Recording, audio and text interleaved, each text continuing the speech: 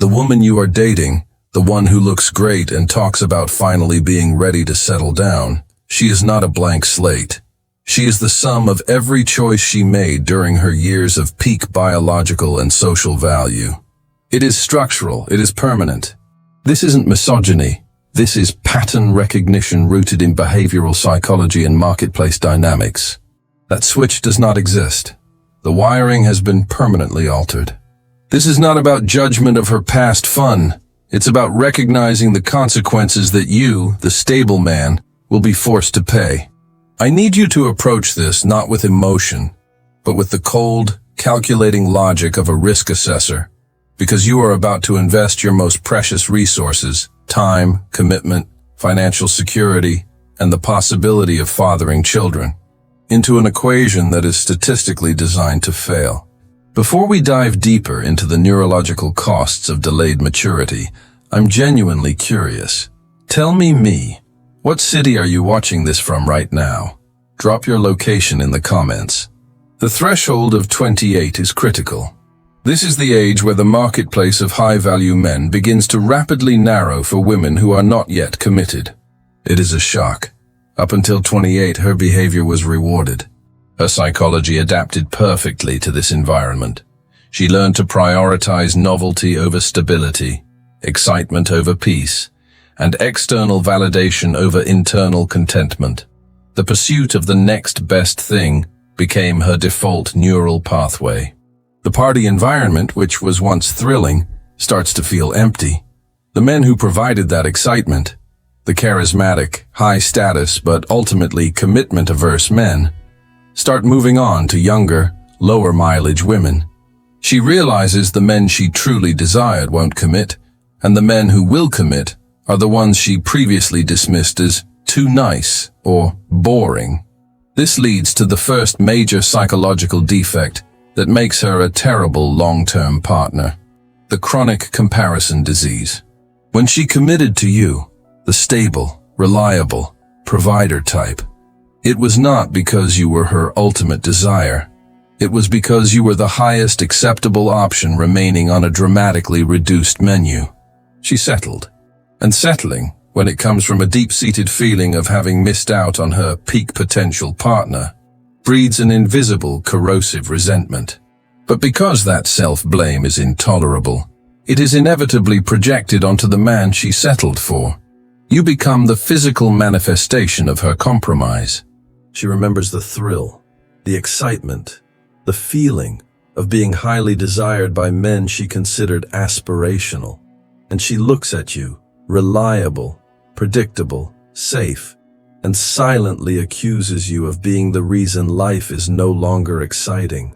This is why these women struggle immensely with emotional intimacy and genuine bonding. For years, she equated physical closeness with transaction or temporary fun, not deep pair bonding. She never had to develop the emotional maturity necessary to weather the inevitable storms of marriage because her entire relationship history taught her that the easiest solution is to find someone new and exciting. You will find that when normal marital stress occurs, her immediate reaction is not to work through the problem, but to threaten the existence of the relationship itself, because that's the only mechanism she knows. The woman who partied past 28 sacrificed her optimal pair bonding window for short-term gratification. The hormones and neurological systems that facilitate deep, empathetic, and resilient connection are most effective in youth. This manifests as 1. She needs drama or external excitement to feel alive. If you don't provide the drama, she will subconsciously or consciously manufacture it. Emotional distance and closeness. She struggles to integrate physical intimacy with genuine emotional vulnerability. The sex might be a performance, but the deep, soul-level connection that sustains a 50-year marriage is often absent, replaced by a guardedness cultivated over years of never truly trusting or committing to a partner. 3. Chronic external focus. Her sense of self-worth is still tied to external validation. This pattern, deeply ingrained from the partying years, is almost impossible to turn off. Now let's talk about the biological deadline, which is the engine driving the ultimate deception. At 35, the fertility curve collapses. This is biological fact, not social commentary. The urgency you feel isn't romantic desire. It is biological panic disguised as destiny. She spent her 20s ignoring the biological reality, believing the cultural lie that she had unlimited time. You are being chosen, not because of exceptional attraction or profound love, but because you represent security, resources, and the fastest, most reliable path to achieving her biological mandate before it becomes impossible. Think about the contrast. The men who got her enthusiasm, her youth, her peak physical beauty, and her unburdened libido were often men who refused to commit. They enjoyed the ride and moved on. This is fundamentally a disastrous transaction for the man. You are paying a premium price for a depreciated asset burdened with severe structural debt. She might suddenly claim traditional values she never adhered to, express an interest in cooking or homemaking she never practiced, or profess a newfound dedication to stability. This is not transformation. It is strategic marketing designed to secure the resource she needs. Watch for the contradictions. The woman who claims to value a quiet home life still maintains a social media presence designed for maximum attention. The woman who talks about wanting a dedicated family man still struggles to cut off the lingering male attention from her past. The woman who partied hard past 28 is terrified of being alone. She is terrified of the consequences of her choices. Instead, she seeks a solution, a reliable man, and then struggles to genuinely respect that man because he reminds her of the life she was forced to settle for. This simmering lack of respect is the quiet killer of marriages. She will use your stability against you, making you feel grateful that she, despite her past, chose you, when the reality is that she is the fortunate one for having secured a man of your caliber after squandering her prime. You must become skilled at recognizing the distinction between genuine internal transformation and desperate external repositioning. 1. The shift is reactive, driven by necessity, rather than proactive, driven by genuine growth. 2. It was always the men, the timing, the bad luck. She avoids taking full ownership of her choices, suggesting she hasn't internalized the lessons necessary for true change. The pressure cooker. Timeline. She pushes for rapid escalation, meeting families immediately, moving in fast, talking marriage within months. This isn't confidence. It's a race against her biological clock, and a necessity to lock you down before you see through the performance and recognize the depth of the comparison disease. The incomplete divorce from the past. She maintains relationships with friends who still live the party life, keeps orbiters in her social media peripheral, or frequently revisits environments associated with her past peak excitement. The foundation of her current life is stable, but her emotional anchor is still dragging in the waters of her 20s. 5. You are expected to be the stable foundation while she still seeks the mental excitement of the life she left behind. We've established the foundation for why the woman who optimized for excitement past 28 is a dangerous commitment risk. Her market value has plummeted, forcing a settlement she silently resents, and her biological clock is generating a panic that is masquerading as romantic intention. These factors, combined, guarantee a volatile marital future. We need a simple code word that represents the harsh truth of this topic. I want you to suggest a single powerful word that captures the essence of this reality check. You need this reality check delivered consistently, directly to you. Hit the subscribe button now and activate the notifications. Don't let yourself remain intentionally uninformed. Show your support for the truth by hitting the like button on this video. Next time, we are dismantling the specific performance she puts on when she is trying to trap a stable man, detailing the 5 specific ways this resentment manifests in marriage, and showing you the exact exit strategy when you see the true colors emerge. You do not want to miss the essential playbook for protecting your assets and your sanity. Prepare yourself for part 2.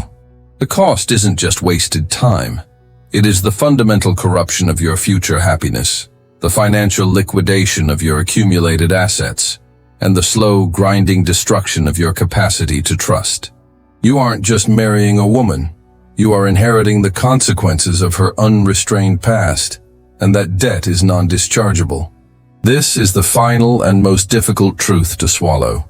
The woman who needs a commitment now will eventually resent the man who gave it to her, precisely because he represents the security she had to settle for, not the passion she actually chased.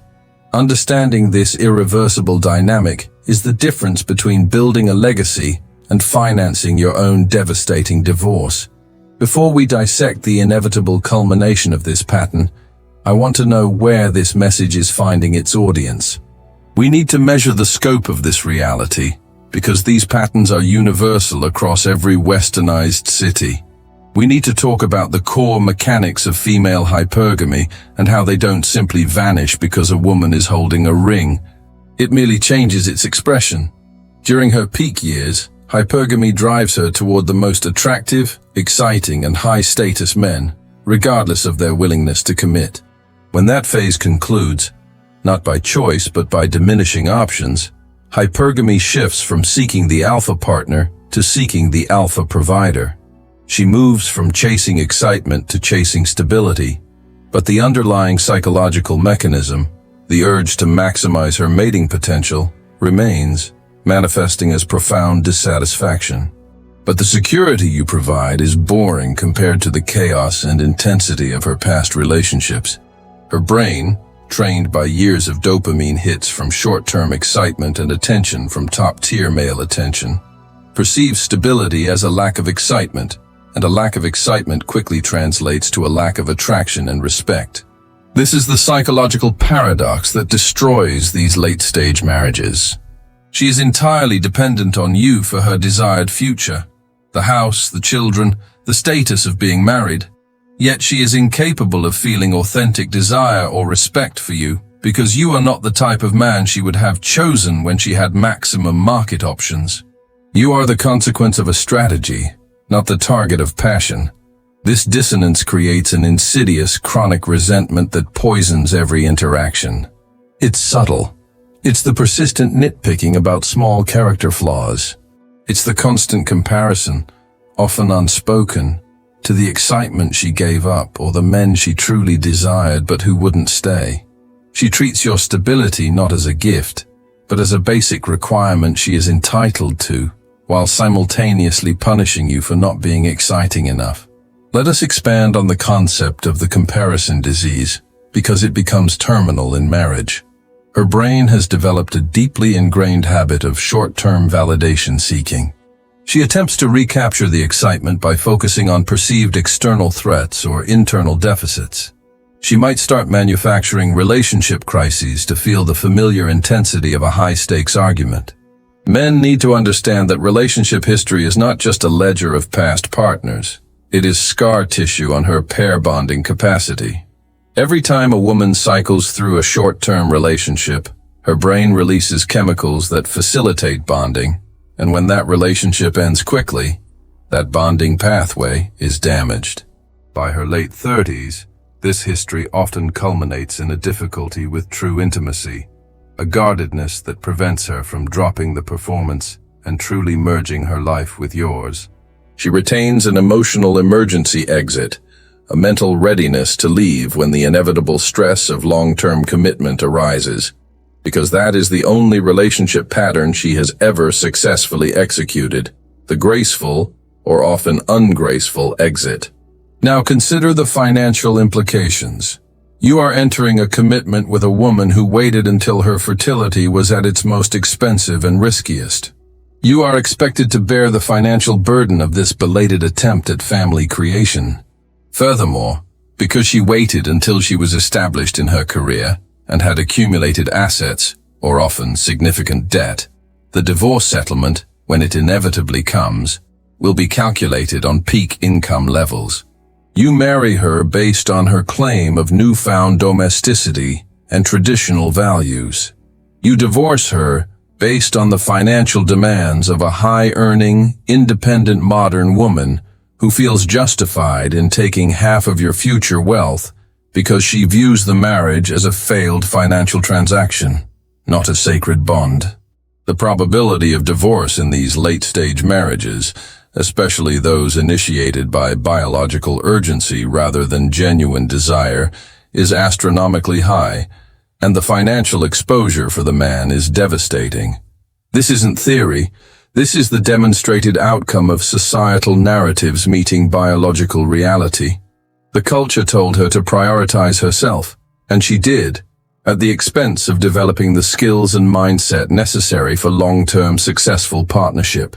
We must define the three distinct outcomes you face if you continue dating women who fit this late-stage repositioning pattern. The first outcome, the faced gambler's fallacy, is marrying her anyway, convinced that your love, your stability, or your unique character will be the exception that changes her fundamental behavioral wiring. This strategy is statistically guaranteed to fail. You are betting against biology, psychology, and documented divorce rates. You will spend your energy managing her insecurity and resentment rather than building your legacy. The second outcome, the unupgraded approach, is understanding that if you desire a traditional commitment, you must seek partners whose relationship history reflects a genuine capacity for pair bonding and whose biological timeline aligns with healthy family building. This means pursuing women significantly younger who have not accumulated the relationship damage and who genuinely prioritize family over career and excessive experience seeking during their peak years. This is challenging. It demands that you, the man, maintain or increase your status, resources, and fitness to remain an attractive option for women in their prime. The third outcome, the strategic opt-out, is recognizing the toxic marketplace and choosing to prioritize your own purpose, freedom, and financial independence. This means building a fulfilling life, maintaining casual companionship without legal commitment, and refusing to enter into an institution designed to financially penalize men who settle for damaged goods. This path offers unparalleled freedom and security, though it requires profound acceptance that the traditional marriage ideal may be unachievable in the current cultural climate. What you must realize is that ignoring these patterns is a choice to self-destruct. Genuine choice happens when options are abundant, not when they are scarce. Genuine desire is expressed through enthusiasm and respect, not through urgency and hidden comparisons. You are the emergency solution. The time for caution is over. Do not be emotionally blackmailed by her tears, her biological clock, or the sunk cost of your time investment. Protect your resources, protect your future, and protect your dignity. They promote this narrative because they need stable men to marry these strategically repositioned women to keep the economic wheels turning and provide for the children that society desperately needs. Your commitment benefits corporations and the state far more than it benefits you. You must choose self-preservation over societal pressure. A woman who parties past 28, who accumulates extensive relationship history, demonstrates a profound lack of respect for her own long-term biological value and her partner's long-term emotional needs. She has burned the ship before reaching the shore, and now she is demanding that you be the lifeboat. Do not commit yourself to a sinking proposition. I want you to help craft the perfect response. What is the one phrase that perfectly captures the sentiment of refusing to be someone's backup plan?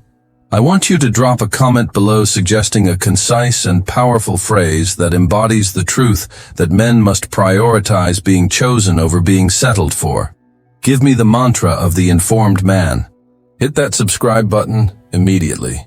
We are building the most honest community on the internet, and every single like on this video is a vote against the mainstream narrative designed to keep you confused and powerless. And next time, we are diving deep into the terrifying reality of what happens when high-value men in their prime commit to women whose peak has already passed. We will unpack the specific psychological erosion that guarantees failure. We are changing the game, one difficult truth at a time.